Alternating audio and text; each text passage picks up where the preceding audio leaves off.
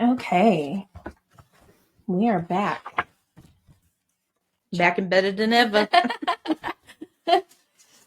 We're going to start on chapter 9, but I'm not really sure how far we're going to get yet.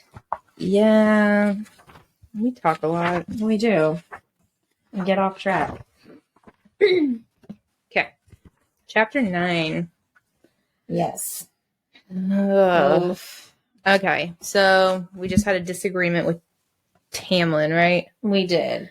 And we are pissy in our room right now, trying to decide whether or not we left marks on the table. And that's kind of where chapter 9 starts off. Yes. So she's discovering all these potential new powers she has with the marks on the table.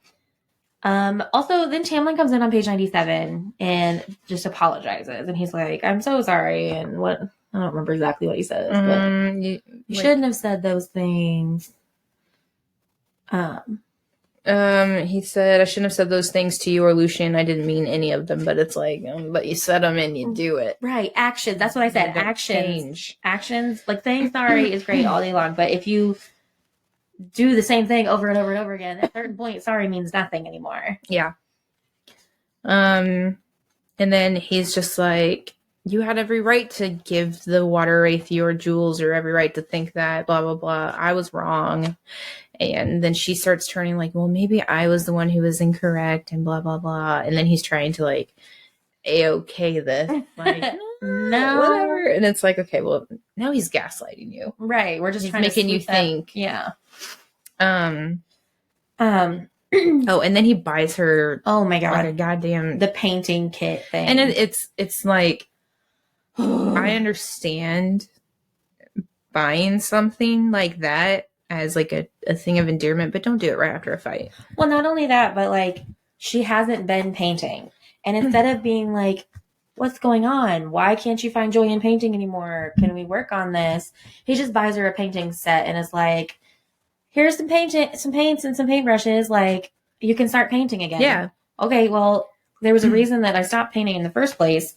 But he doesn't ask. He doesn't even care. He's just like, I figured this could help you move along. Yeah. Like, just get over it kind of thing. Right. And then he's just like, oh, you don't like it. Meh. It's just, I don't know. This whole like few pages of this just reminds me of like abusive language. Yes. Because it's like, Tamlin is gross. Like, yeah. Ladies, if your man reminds you of Tamlin, run. Fucking run. It's negative behavior. Oh my gosh. Trigger signs, warning signs, like all the red flags. I mean, all of them. Yes. Ugh. Page 99. Go ahead. He's leaving again. Of course. And she asks to go with him to help. You've given enough, Feyre. Okay, but that's not for you to decide. Like, yeah. Because if you would truly listen to her or talk to her about her issues, she feels like she's taken just as much as she's given because she had to kill those fairy youth to free everyone. So, like, she feels like she's taken just as much as she... Like, I feel like he's not listening. I think what really pissed me off about page 99 too is that like she's trying to reason with him, like trying to just get out and without, worrying him. Like she wants to have some freedom. And then he's like, well, my family was faster and stronger than you, and they were murdered quite easily. It's like, okay, first off, I think they were murdered in their sleep, so that's a little different. Right. So, and then she's like, well, then marry someone who could put up with this. And he immediately retorts back with, instead of asking her, like, why do you think that? Like, blah, blah, blah, like communication. He goes, do you not want to marry me then? No, I don't. Bye, bitch. Bye. Reese, come get me.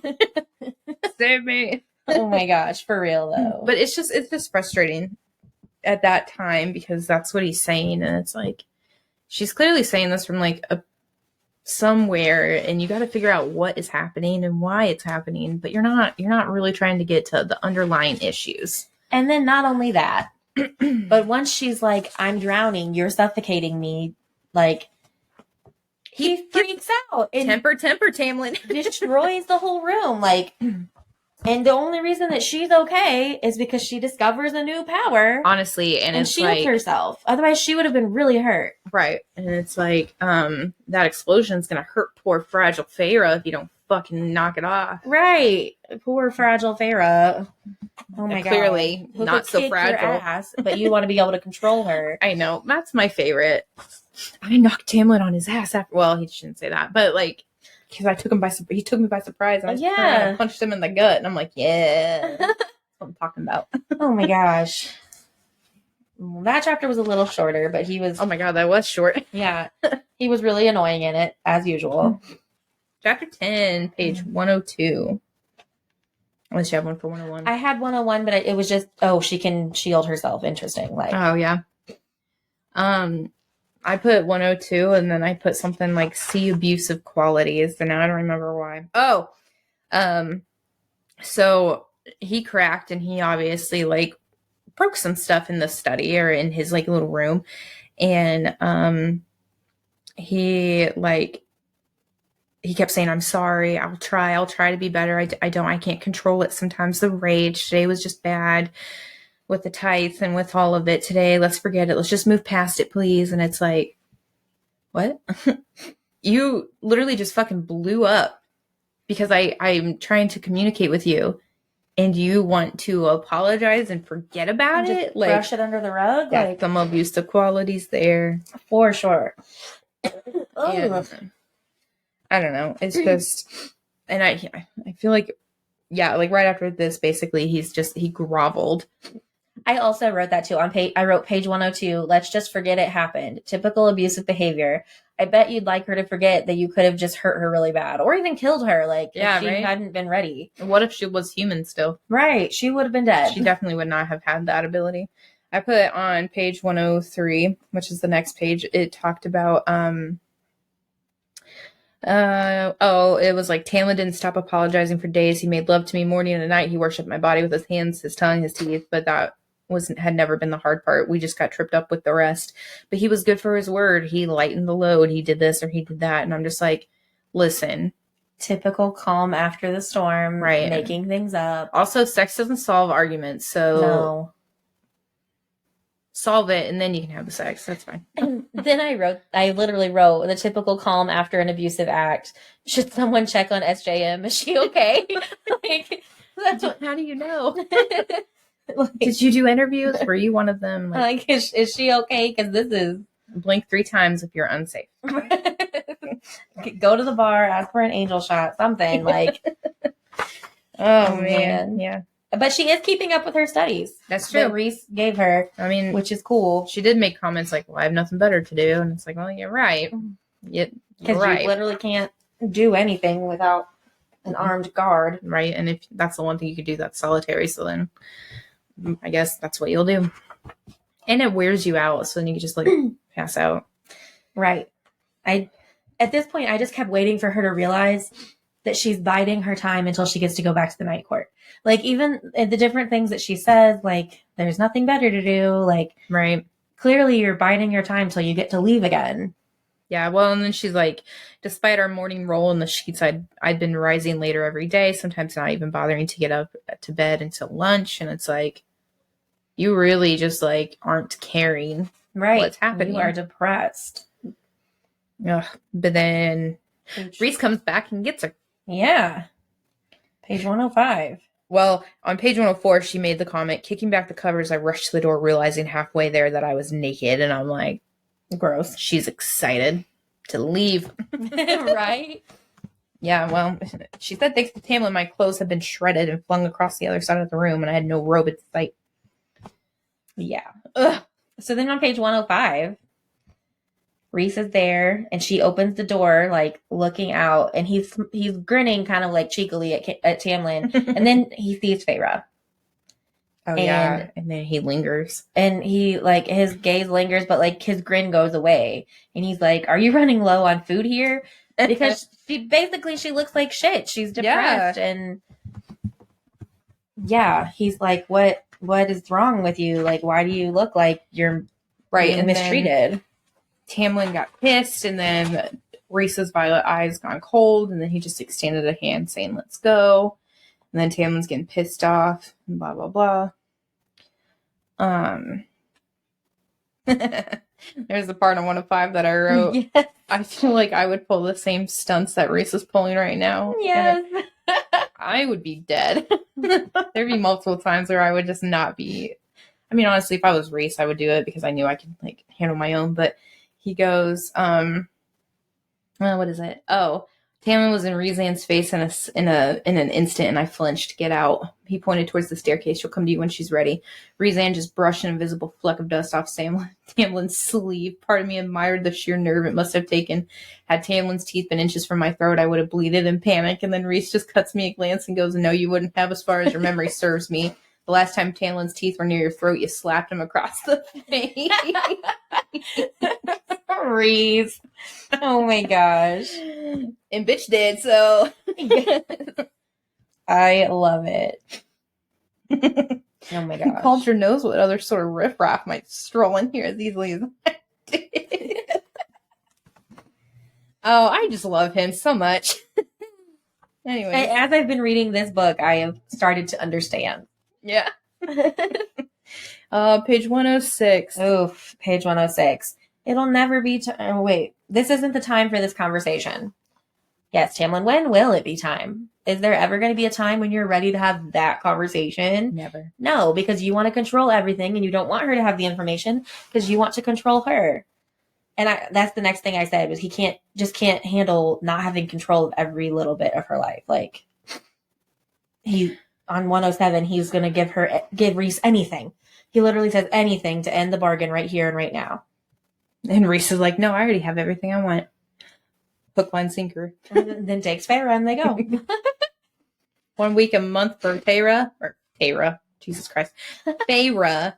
Let's do it. I wrote for 106, going to the night court sounded a lot better. Maybe you should tell Tamlin and he might explode again. Right? Oh my gosh. Maybe this time he'll realize that his anger is a fucking problem. And then he can have all week to decide how his anger is a fucking problem.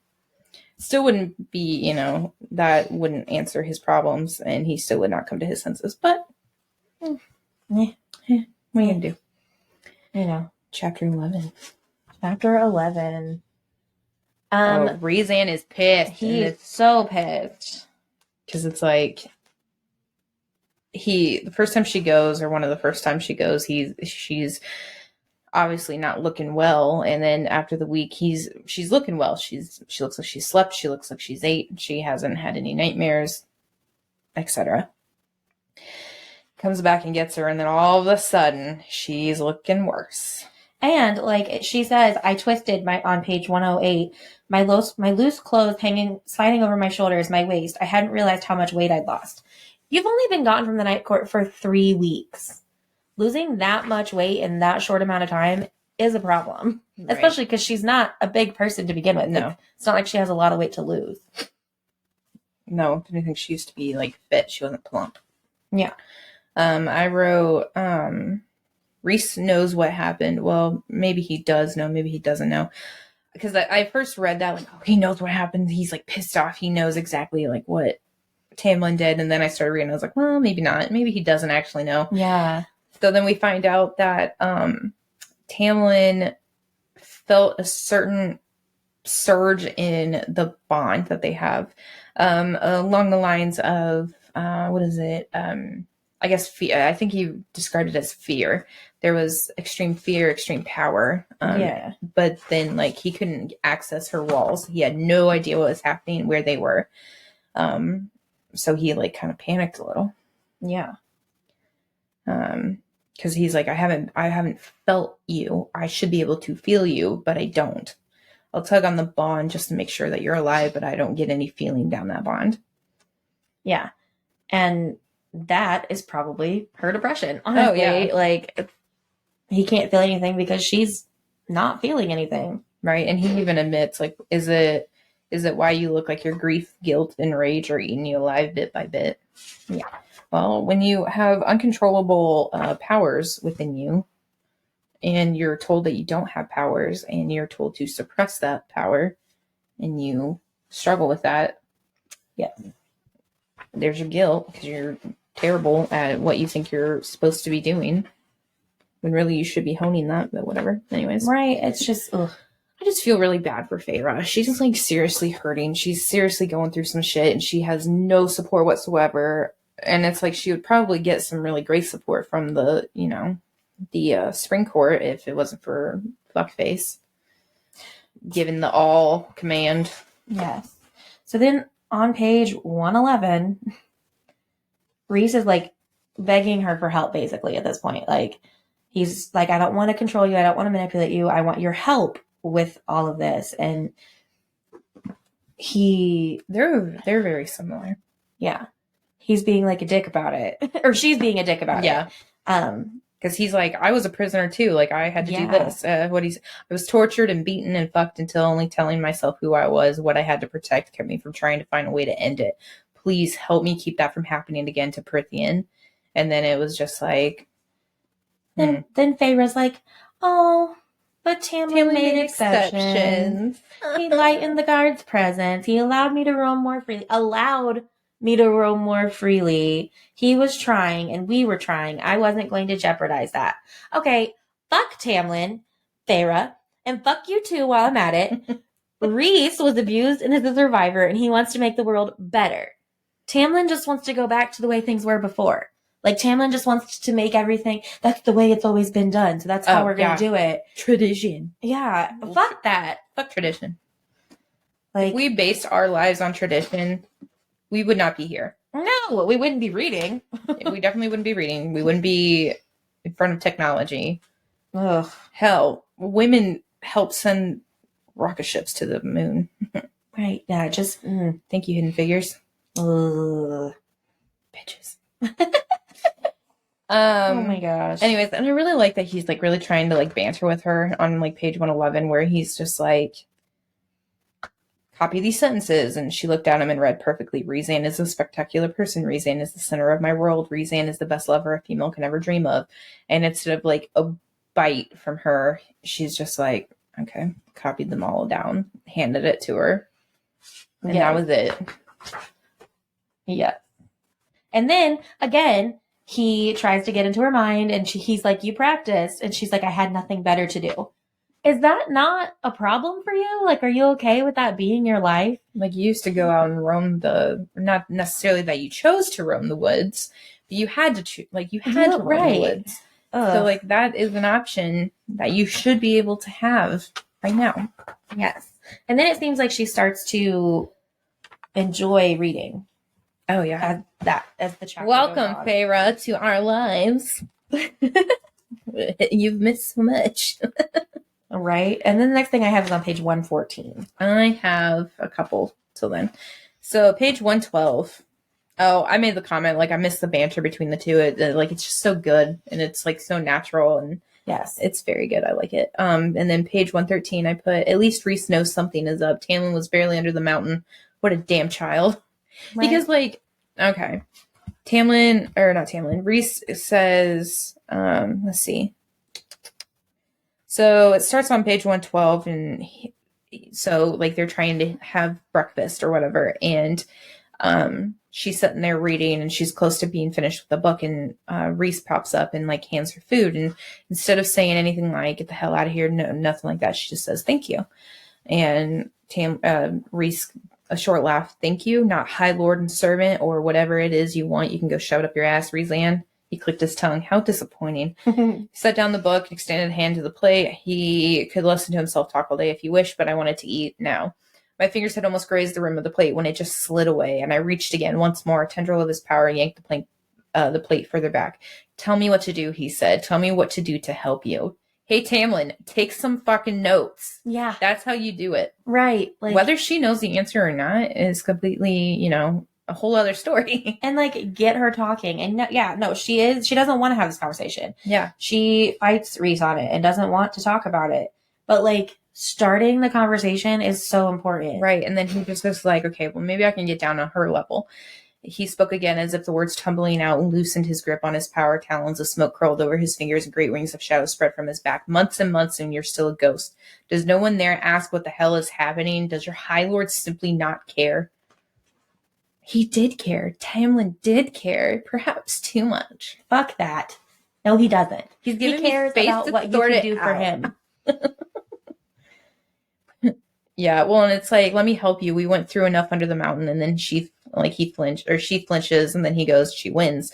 That bitch wins if you let yourself fall apart, which is true. It's very, very true. Mm-hmm. And he's just like very pissed off. He's like, we went through so much shit under that mountain, and the fact that you don't even care right now is reason to be upset with what's going on. And this is what I think pisses me off. It's like Tamlin acts as if he went through so much under the mountain, and it's like his nightmares, I think, stem from the fact that like Feyre was in his enemy's hands. Not much more than, because like he wasn't tortured, he didn't do anything, he was like the golden child. But like for 50 years Rhys was tortured. He probably had to kill his own people. He had to do a lot of other killing that he like to other people. We've witnessed a few of that under the mountain. He had to force himself to sleep with Amarantha, all while Tamlin sat on his high fucking horse on his throne in the spring court for 50 years, moping and complaining and then about Tamlin was this under blight. the mountain, what, for 3 weeks? 3 months. 3 months, yeah. 3 months he sat at her throne, and that was it. It's like, really, Tamlin, you're such a big fucking baby. What a child. That's what I put. Anyways, page 114. Page 114. I wrote, Feyre darling, if returning to that manor is so suffocating, maybe it's not home after all. Because she's talking about going home. She's ready to, or they're talking about going home, and let's see. Where was it? The thought of returning to that manor with the sentries, the patrols, and the secrets, I sank back into my chair, frozen once more. Like, hello. Going back there is not bringing you any kind of joy. Well, and I think it's ridiculous, too. Because it's like, he got her riled up enough from page 113 to 114 that, like, he got feeling from her. And he was like, good, what else do you have, Feyre? And it's like, she has no feeling whatsoever at the spring court. But, like, she can at least give something out here or whatever. And he's like, well, if you want anyone to ever play with like that, like, let me know. And what also pissed me off about this page is 114, when we finally return back to the spring court.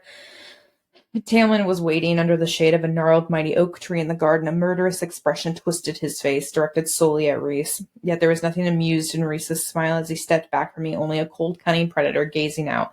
And then Tamlin growled at Feyre, get inside. What the fuck? Yeah, he's just, and then she said, seeing that fury in his face, I knew there would be no more solitary rides or walks through the ground. And then the last sentence on Centuries returned to full force the next morning. Yep. Fuck you, Tamlin. Right? And like Rhys was like, fight it. Yeah. Do something. Well, and like, she told you, and the reason that you blew up the whole study, and this is again why we talk about our problems and don't just sweep them under the rug. She told you were drowning her and that she was suffocated and unhappy. And she even almost maybe doesn't want to marry you because of it. And then you bring them back. Right. Fuck you. Like, well, and it's something else too. Instead of like wanting to spend time with her and like making sure everything's okay and giving her a break from like whatever she might be enduring at the night court, you send her to a study and grill her on answers or questions to get answers about Rhys's court. Right. And it's like, she's just been gone for a week and you're demanding these answers. Well, it's still fresh in your mind. Fuck you, bro. God damn it. I hate him so much. Okay. We need a break. Yeah, we need a break. Because chapter 12 is going to have a lot. Yes, it is. And yes, it is. I think I said fuck a lot already. Would you just wait? Anyway, so we're going to do a quick break. Yeah. Go ahead and check out our social media. We have a page on Facebook, A Court of Witches. We have a Patreon, also A Court of Witches. We have Instagram, where we update weekly and tell you what's going on and what to expect from us. So there's that. So when tonight this episode airs, There is actually going to be, it's kind of, I guess, a week or a yearly thing. So there was a French astronomer called, last name was Messier. I think it's Messier. Yeah. But every year around April, I think it's April 2nd to 3rd this year, or 1st to 2nd, they do something called a Messier marathon. So the astronomer actually, he actually discovered various things in the night sky. And so, Charles Messier, that's what it is. He originally published a catalog of nebulae and star clusters in 1771. It only had 45 objects by when it was first published, and then 10 years later it actually expanded to 103 objects. So these are just random things that he's found in the sky.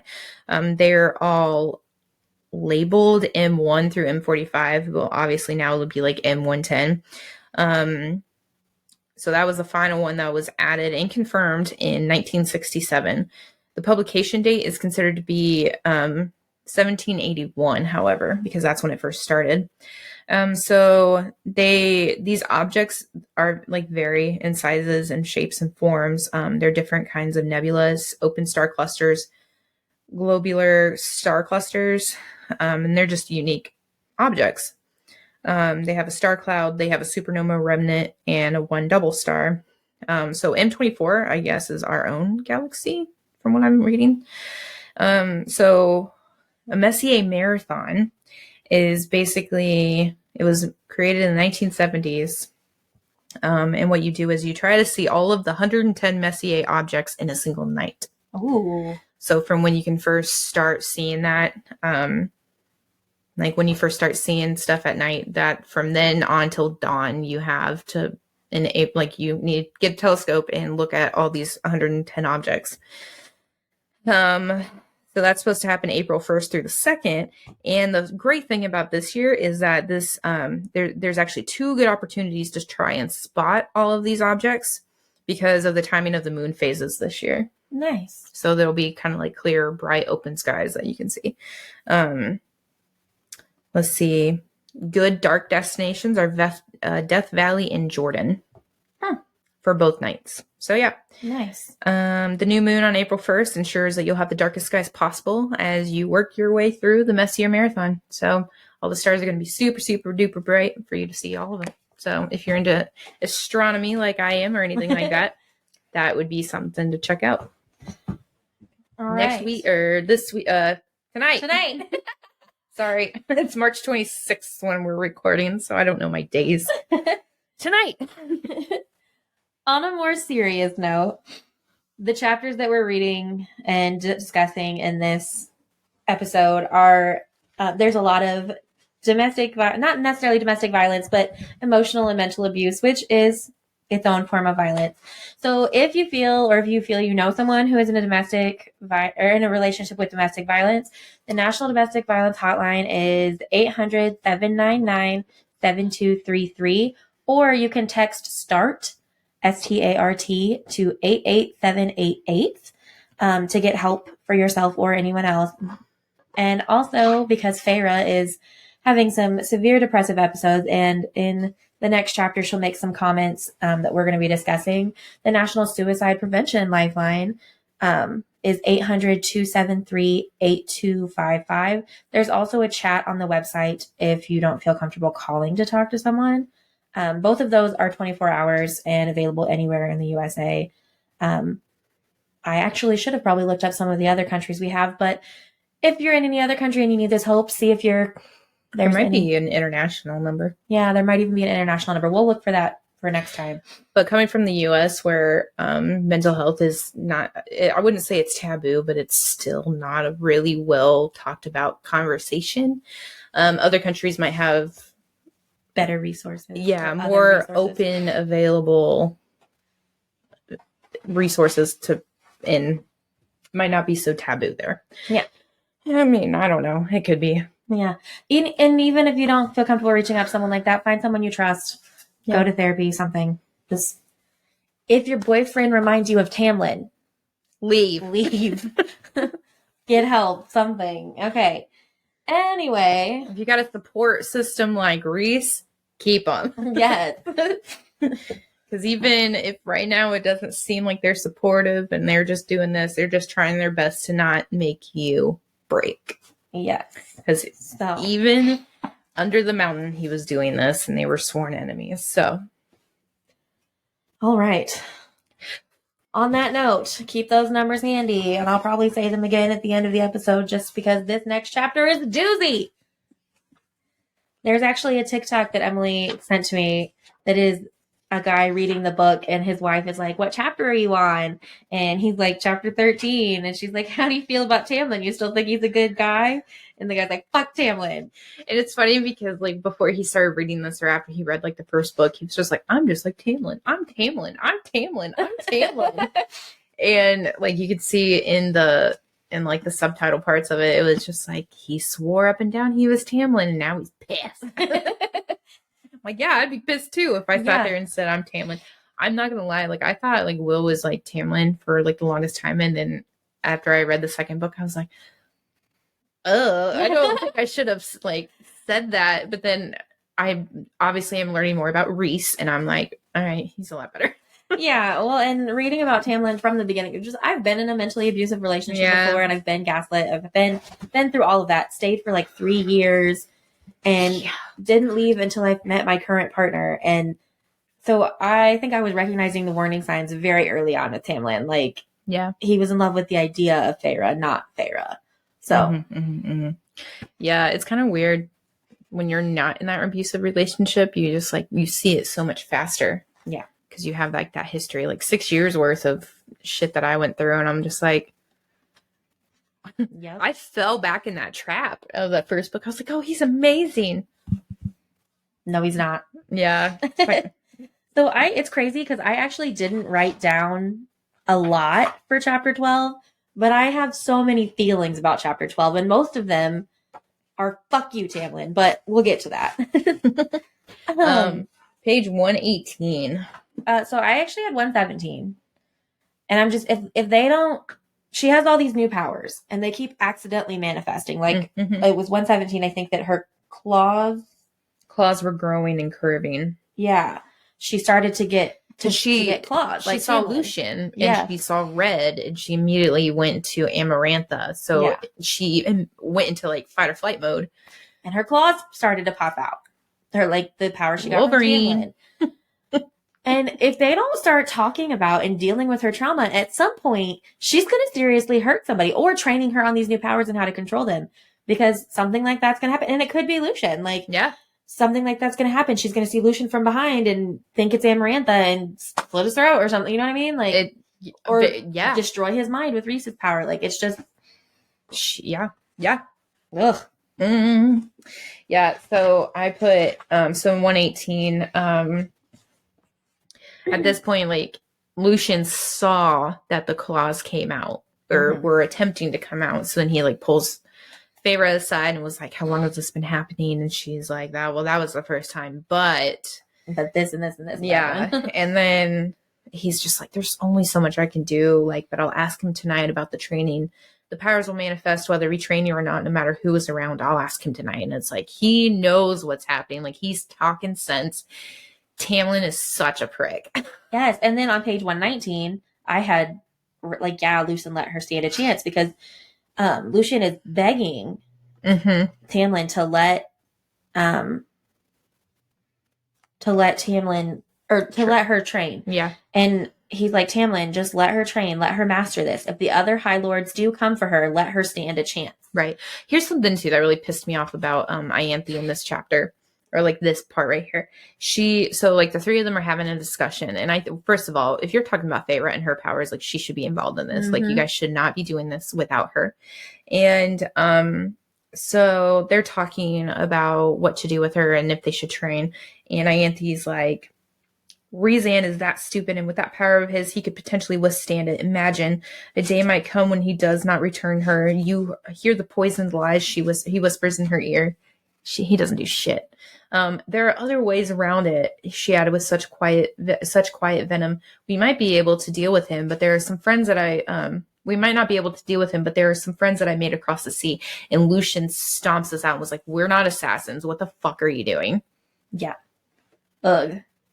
Just, yeah. And then, like, on page 121, they're like, don't even try to come after us. You have to stay here. Like, and yeah. she's like, there will always be some threat. There will always be some conflict or enemy or something that keeps me here. And she's like, you promised that I need to get out of this house. And he's like, have them take you for a ride. Well, she doesn't want to go for a ride. She's not a pretty princess. She's not a doll you can put on the shelf. She just wants to go. She wants to be youthful. She wants to have a purpose. Like, hell, maybe she wants to visit her fucking family. Right. Have you ever bothered to ask that? Like, don't be such a fucking dick. On that page, I was like, I hate begging. I hate being begged to. I hate begging myself. But honestly, if I was that desperate, I probably would. Mm-hmm. Especially if I was trapped in the same place. Like, so when COVID first started, yeah, I got really depressed, really, really depressed. Like, we were working from home. I was trying to teach my students virtually. None of my students would show up for class. I teach severely disabled children. Like, half of them wouldn't show up for class, or if they would show up for class, they're nonverbal or don't know how to work a computer. So there was nothing that we could do that was to make it easier. Or just that was meaningful. So that I felt like I was a bad teacher. And then I was stressed because of that. So I felt like I was a bad wife. And then like, it just snowballed from there. And I just felt like everything was awful and I was trapped and I was ready to run. COVID did a number on me, like being quarantined and not able to leave. COVID itself, the virus did a number on me. Well, that too. And then just being trapped. Yes. I was single during that time. So like I didn't have that obligation and work shut down.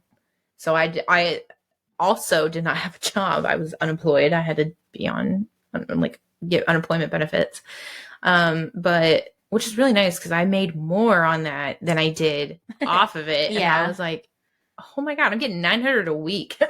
We actually got COVID stimulus money too, like through our job, but it was just being stuck at home and not. And we lived in a little apartment at the time. I mean, it was 2-bedroom, but now we live in a 3-bedroom house. Like, well, and I had a roommate and it's like, we were on good terms, but we also had like our moments. Like we both had mental health issues. Like we struggled with each other. And I had friends that I could turn to, but it wasn't like their problem. I mean, this is where I lived. This was my home space. So like just imagining being home for 6 weeks with one person, not even able to go out and about or do anything. Not able to go out. May 2020, May 9th was a Saturday. That was the first time in years that my birthday fell on a Saturday. And we couldn't go anywhere. Because Brittany is amazing, we ended up having a good night anyway. We went and bought some board games that I'd been wanting and like stayed home and made food and played board games and had a good night. But I was so upset that it was the first time and it was just weren't able to enjoy it or do. Yeah, I get it. The point being, I was trapped. We were trapped, and I understand Feyre's need here and her like desperate times call for desperate measures. Her desperation I definitely was desperate to get out. Which brings us to page 122. My literal note, it says page 122. Oh, hell fucking no. Fuck you, Tamlin. And it's in all caps.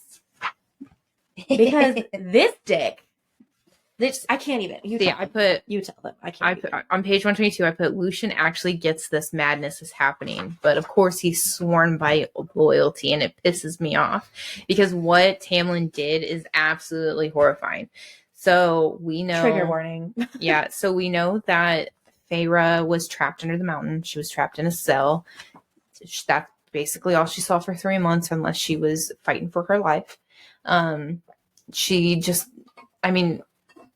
When that's all you know for 3 months, that gets traumatizing. So she's already told Tamlin that she felt smothered. She's already told Tamlin that she wants XYZ, and that she just needs to be let out and let free for a little, if not forever. What does he do? Puts a gigantic barrier around the house. Everyone else can come in or go, but she cannot leave. She thought it was her powers. Turns out it was not. It was not her power. It was somebody else's. And we find out that it's Tamlin's. And Lucian is like flabbergasted, staring like, oh my God. And then Tamlin just doesn't give a shit. He's just like, she's bye. begging him. Yeah, like crying, upset. Tamlin eye rasped. He was already down the front drive, walking toward the looming gates. Tamlin, I said again, pushing against the wall. He didn't turn. Yeah, and then Lucian goes, don't bother trying. He shielded the entire house around you. Others can go in and out, but you cannot until he lifts the shield. And then she goes, he locked me in here. I hit the shield again and nothing. Lucian's like, just be patient, Feyre. Like, I'll see what I can do. I'll try again. And it's like, he's trying to help her. And he knows like he can't sway Tamlin. He knows this is wrong, but he can't sway him. And at this point, she goes into like a panic because she's like starting to breathe shallow. She's trapped. She's trapped inside the house. She might as well have been under the mountain. On page 123, I literally wrote trigger warning. I can't even. I have no words. Just fucking fuck. What the hell, Tamlin? Like I was sick reading this. Like I was so upset because I get that. Like every time when the numbers started going back up for COVID this year and there was talk that we might have to shut down for another 2 weeks, I freaked out. I was in tears at my desk. Like, I cannot do this. If we go virtual, I will break my contract. Like, I freaked out. I freaked out. And it is nowhere near what Feyre went through. Right. Because, like, there's trauma that she's dealing with. Yes. On, like, a gigantic scale. Oh, my God. And just to know that you can feel that close to home. It's horrible. Oh, my God. So she backed away. Her steps were too light, too fast, and slammed to the oak table in the center of the foyer. Nothing of the nearby sentries came to investigate. He trapped me in here. He locked me up. And then she starts going inside herself. So she stops seeing her surroundings. She starts hearing this noise. Crushing black pounded down and rose up from beneath, devouring and roaring and shredding. And she was screaming and all of that. She's just trying to hold out for herself, and her powers are like panicking and freaking out. And she was ensconced in a cocoon of darkness and fire and ice and wind, a cocoon that melted the ring off my finger until the golden ore dripped away to the void, the emerald tumbling after it. I wrapped that raging force around myself as if it could keep the walls from crushing me entirely, and maybe buy me the tiniest sip of air. I couldn't get out. I couldn't get out. I couldn't get out. And then Moore comes and saves her. I love this. Oh my gosh. Yes. So Moore's like, we're going to do it by the book. This is what we have to do. And so Moore comes in, picks her up, carries her all the way from that, starting to go like where she went to under the mountain, and then comes over into a whole new court, finds Rhys, and she's like, I did it by the book. And he goes, we're done here. And then takes her back, and that is it. Yes. And I like the whole time that Moore is carrying her, she doesn't say, you're okay, you're safe. She says, you're free. Yeah. Because they understand. That's going to, and that's going to be the trigger word that's going to help her get out. Yeah. And saying you're safe, like that's what Tamlin wanted her to be safe. He wanted to protect her. And right. And that's all she could think of. Protect. Yeah. And so Moore kept saying, you're free, you're free, you're free. And that helped her a lot. I can't even. This chapter, I was so livid. And Moore was pissed. You could tell she's like, you're lucky that your High Lord wasn't here. Yeah. Your guards are going to have one hell of a headache, but be grateful. Right. Like I literally stopped reading after this because I was like, I need to walk away from this for a minute because I'm so upset. Right? And just flabbergasted. Like, how can you say that you love someone and then do that? And do something like that to them? It just was insane to me. I also really like the cockiness of Moore. She's like, did you think his shield would keep us from you? We shattered it with half a thought. And I'm like, yes. That's what I'm talking about. Oh my gosh. Ugh. Okay. And then at the beginning of chapter 13, I said, before I even start reading, I need to process. What exactly did Tamlin think would happen when he did that to Feyre? Like, does he not realize that Rhys can feel her emotions? Did he not realize? Right? I'm just not sure how he thought he would get away with it all. Like, what a creep.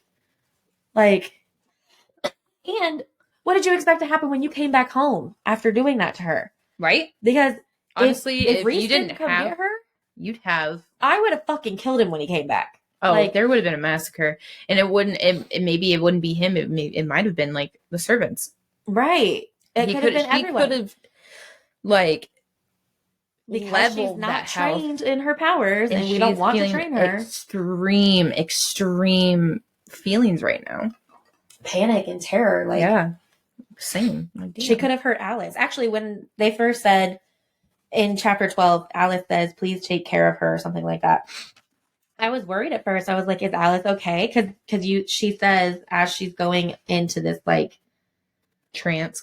She said someone was shouting my name from far away, Alice, Alice, and I was like, "Oh fuck, Alice is gonna get hurt, and then she's gonna feel bad about that." Like, right. And I kind of wonder too if it's just like the cocoon that she was in. Like Alice is like right next to her, but like she's so far inside that cocoon that like it just sounds like she's far away. Yeah.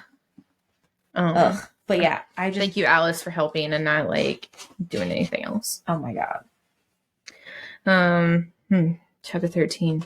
Damn, God, that pisses me off. I know. All right, keep the momentum. Let's go. Yes. So then Feyre is surprised. Reese is like, "I'll take you back if you."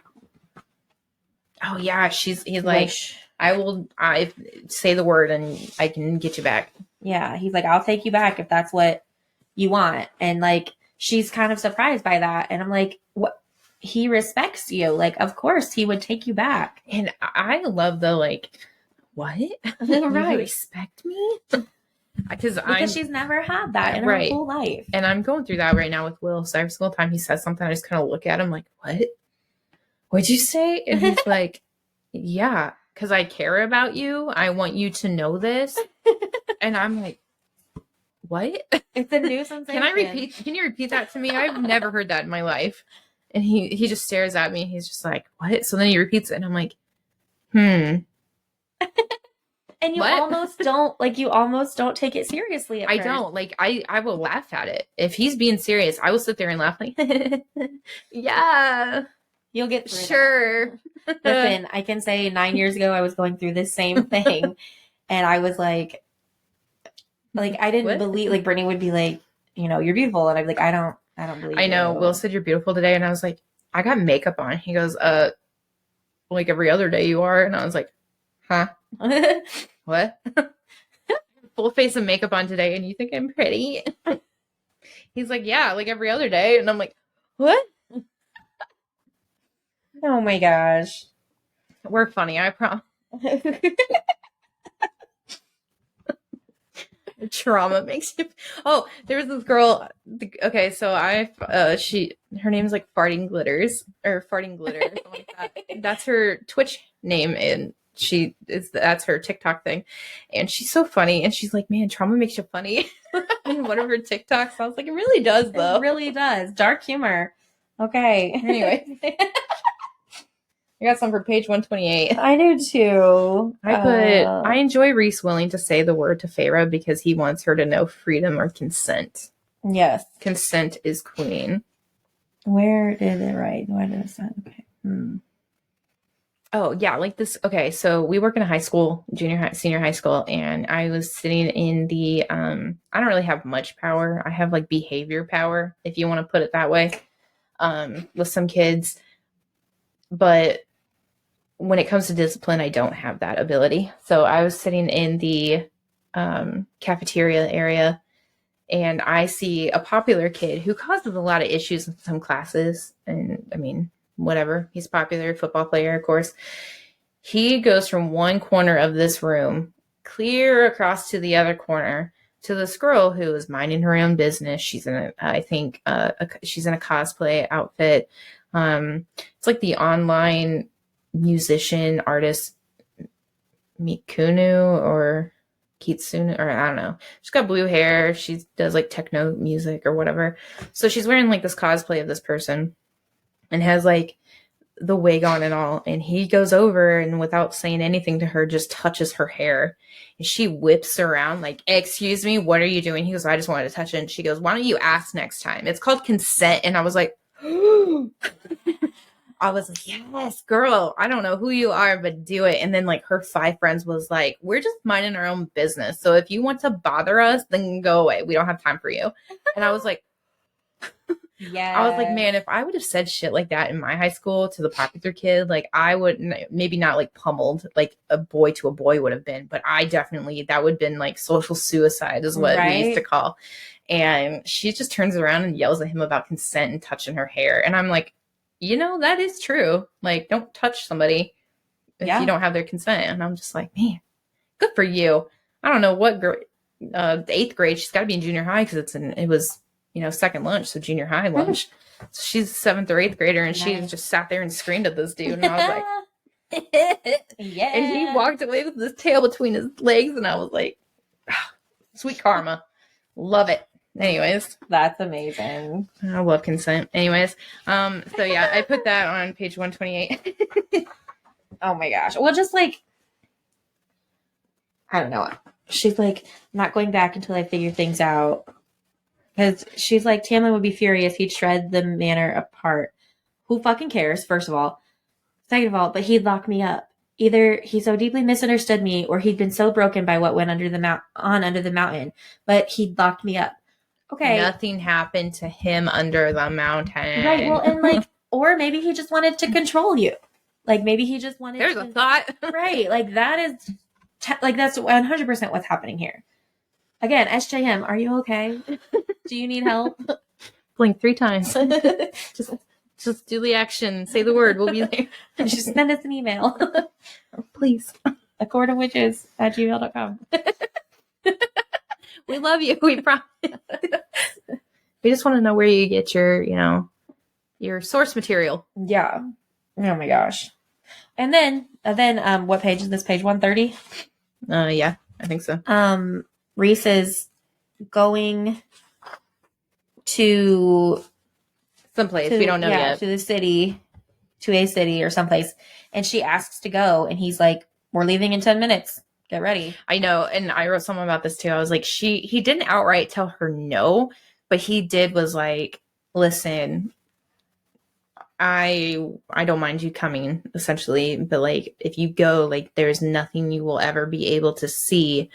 You will always have to like lie about. You will always have to keep this a secret. You cannot say this out loud. And if you don't think you can do that to your friends or family or whatever, I don't think you should go. So like, he gave her an ultimatum, but didn't outright tell her no. Exactly. Like, gave her reasons as to why she shouldn't come, but also didn't say you can't. Yeah. So I was like, yes, that's amazing. And they winnow into a house, like a really cozy house. And it's like, man, the High Lord of the Night Court has a really cozy house.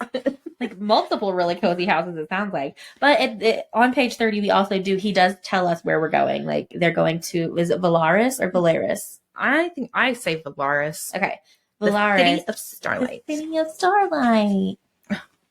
And that's the end of part 1 of the book. We, I think, are going to do one more chapter for this episode. Yeah, finally we're in Valaris. I'm so excited. Yes. So we're going to do one more chapter for this episode, chapter 14. Okay. I said on page 135, how many houses does he have? Because I think he's got 3. They're talking about, like, they've got the house on the side of the mountain that she always goes to. Yeah, they got the House of Wind. Yeah, and then this house that they're in now. I think they call it like the cottage, maybe. I don't know. Yeah. And then he talks about the other house, which I don't remember what it's called right now, but I'll find it in a minute. There's like 2 homes in the city. So the one that she always gets sent to is nowhere near here. So he's got 3 homes total because his court is underneath his home that we've already been to. Yes. I don't know what that house is called. Court of Nightmares, I think, is the court called. So maybe like the Nightmare House. I don't know. I don't know. Anyways, yeah, chapter 14. I'm so excited. The best characters are coming. Right. The absolute best. I know we're all like Nesta stands, but man. Okay. On page 138 is when we start to meet these people. Well, they're like in the hallway or something. Yeah. They're in the vestibule. And we're learning that it's Amren, Cassian, and Azriel.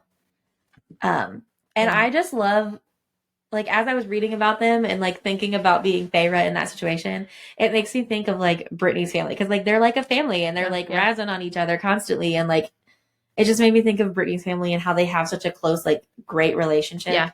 And, like, I don't necessarily have that with all of my extended family. So, like, I used to have that until I became outspoken, and now I'm just the black sheep of the family. Samesies. So, but I think I came out. Fuck you guys.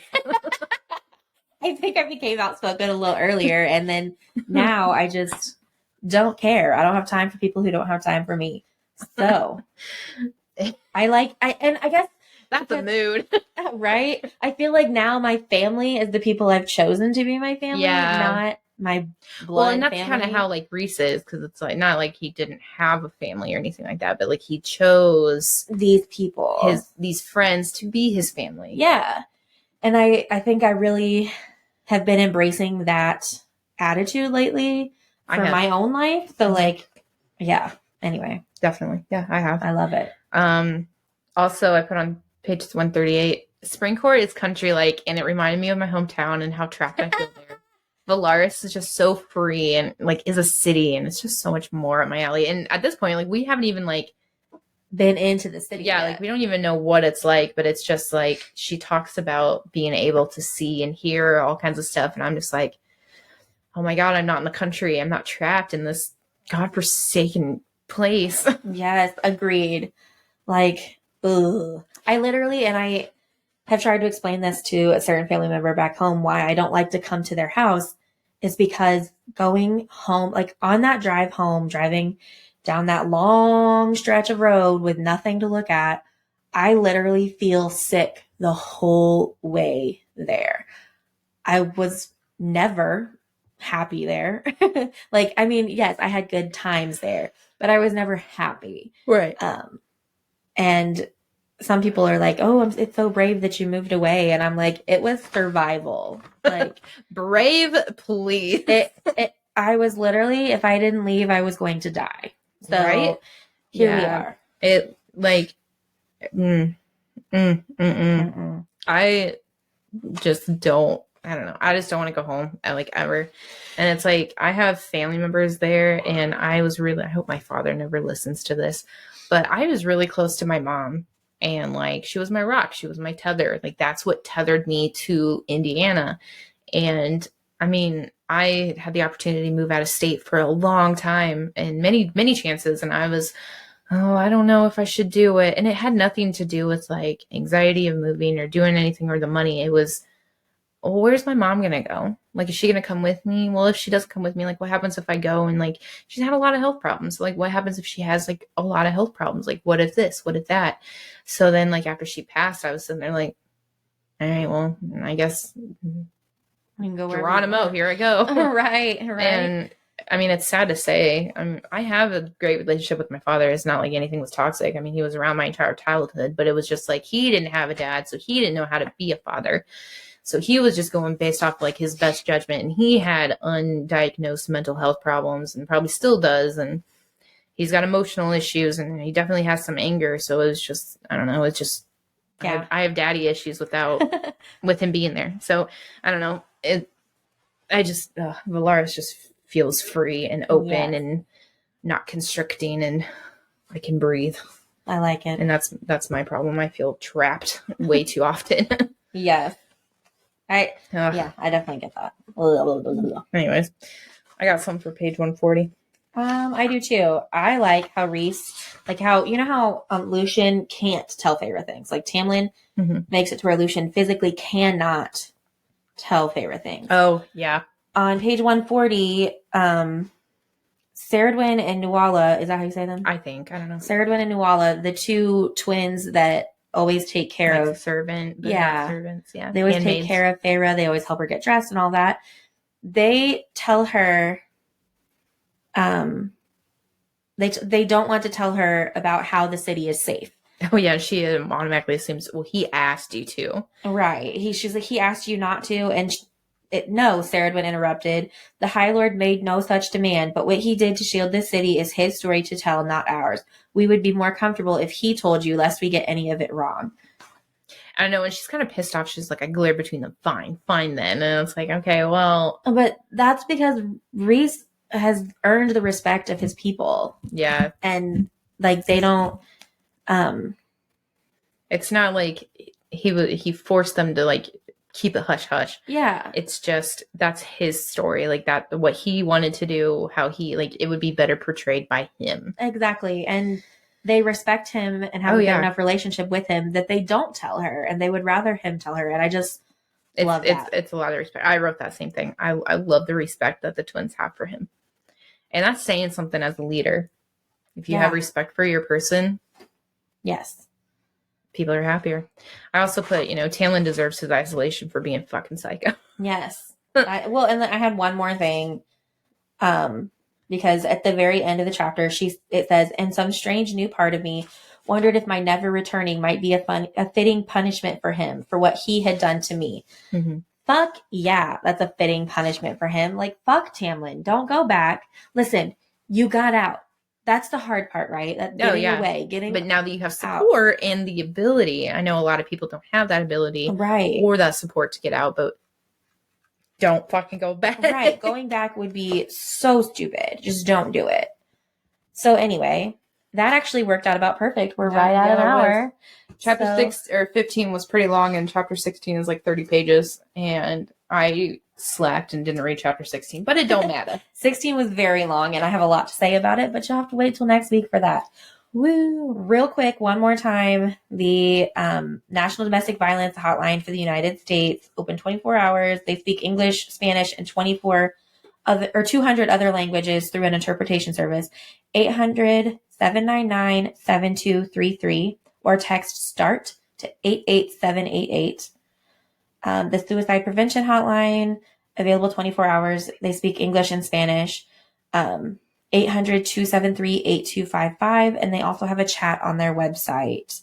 So those are available if you need them. And I found an international one, but it's not very credible. But if you go to Wikipedia and you look up list of suicide crisis lines specifically, you can look based up on your country. So if your country has it, it'll be on this list. So nice. All right. So it was kind of heavy, but thanks for bearing with us. Until next time. Bye.